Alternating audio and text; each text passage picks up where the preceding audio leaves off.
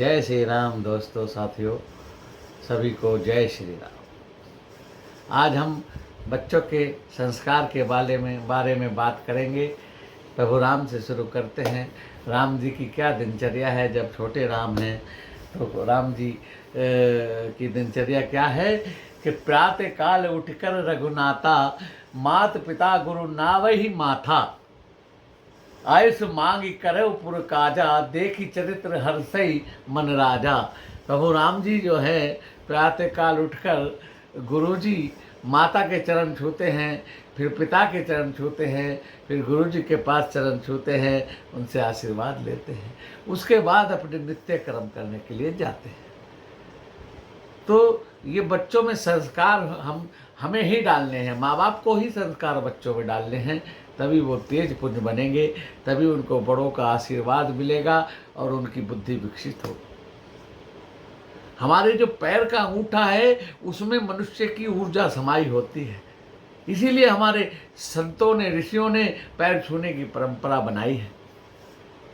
और यदि माँ बाप अब चाहते हैं कि उनके बच्चे भी इस संस्कार को के ऊपर चले, इस संस्कार को अपनाएं, तो उनको भी चाहिए कि वो भी अपने बड़ों के, अपने माता पिता के चरण स्पर्श करें सुबह, क्योंकि जैसा पिता करता है उसके आचरण ही देखकर ही बच्चा वैसा आचरण करता है।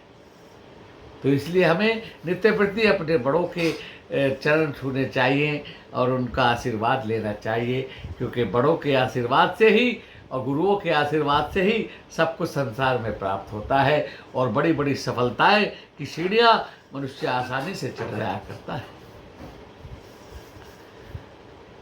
और भगवान राम अपने सारे छोटे भाई बहनों के साथ कैसा व्यवहार करते हैं, उन्हें हमेशा खेल में जिताते हैं, अपने हिस्से का भी उनको देकर उनको खुश करते हैं, उनके साथ प्रेम से रहते हैं।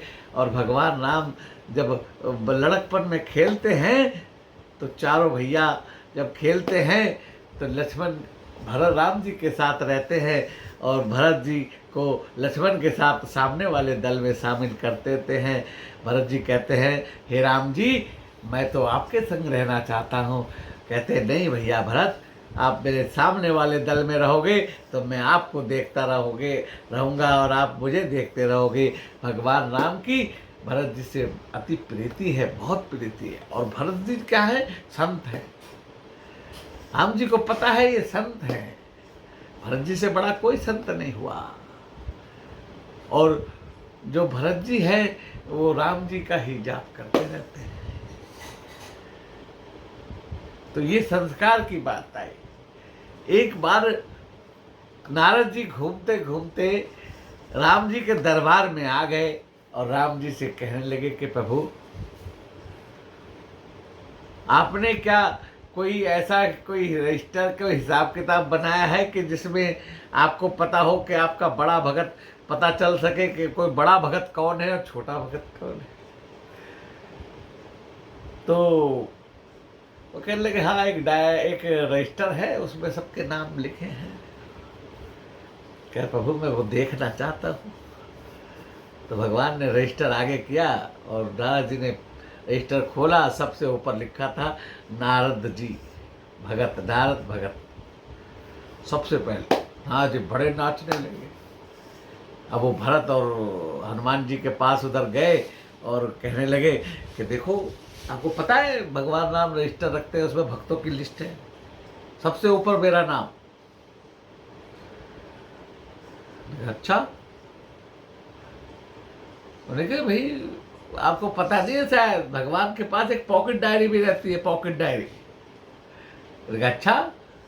नारद जी दोबारा पहुंचे और कहा कि प्रभु, आपके पास सुना है कोई पॉकेट डायरी है जिसमें आप और भी ज़्यादा खास भक्तों के अपने नाम लिख कर रखते हो? बोले, हाँ हाँ है। लेकिन प्रभु, वो देखना चाहता हूँ। तो प्रभु ने कहा कि ठीक है, देखो। डायरी दे दी। अब डायरी का पहला पेज ही खोला तो सबसे ऊपर लिखा था, भरत लाल हनुमंत लाल। अब नारद जी कहने लगे, प्रभु ये क्या है, भगत तो मैं हूँ और बहुत आपका दिन रात चिंतन करता हूँ, मनन करता हूँ, नारायण नारायण राम राम ही करता रहता हूँ। बोले नहीं नहीं नारद जी,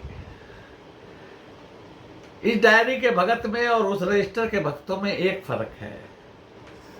ये जो डायरी वाले भगत है इन्हें मैं याद करता हूँ, और जो रजिस्टर वाले भक्त है वो मुझे याद करते हैं, ये फर्क है। तो हमारा चिंतन, हमारा मनन ऐसा हो कि प्रभु हमें अपना समझें और हम पे आशीर्वाद रखें।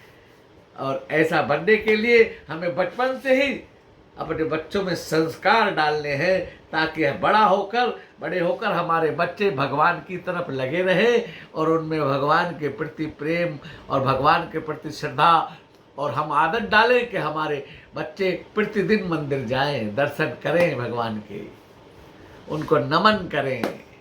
ऐसा हमें संस्कार बच्चों में डालना चाहिए।